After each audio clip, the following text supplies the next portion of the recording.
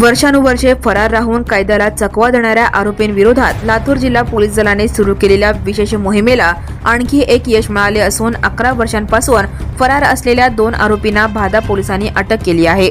Police अधीक्षक अमोल तांबे यांच्या निर्देशानुसार जिल्ह्यातील विविध पोलीस ठाण्यांमधील गंभीर गुन्हे आणि फरार आरोपींच्या प्रकरणांचा सखोल आढावा घेण्यात आला होता।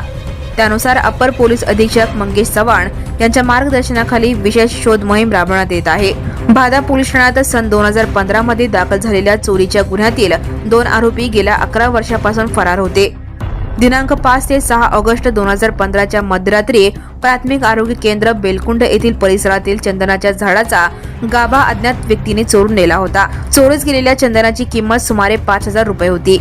या प्रकरणी प्राथमिक आरोग्य केंद्र बेलकुंड येथील वैद्यकीय अधिकारी डॉक्टर किरण पळंगे यांच्या फिर्यादीवरून भादा पोलीस ठाण्यात गुन्हा क्रमांक 66/2015 अन्वये भारतीय दंड संहिता कलम 379 तसेच भारतीय वन अधिनियमांतर्गत गुन्हा दाखल करण्यात आला होता।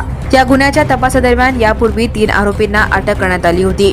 मात्र नितीन गोरख राऊत वय 48 राहणार सर्जापूर तालुका बार्शी जिल्हा सोलापूर आणि रामचंद्र उर्फ राम धर्मराज माळी वय 50 राहणार नारी तालुका बार्शी जिल्हा सोलापूर हे दोघे आरोपी गुन्हा दाखल झाल्यापासून फरार होते।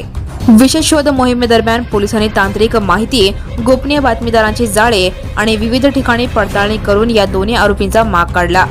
अखेर त्यांना ताब्यात घेऊन आवश्यक कायदेशीर प्रक्रिया पूर्ण करण्यात आली असून पुरवणी दोषारोपपत्रासह न्यायालयासमोर हजर करण्यात आली आहे। Now and press the bell icon. Never miss a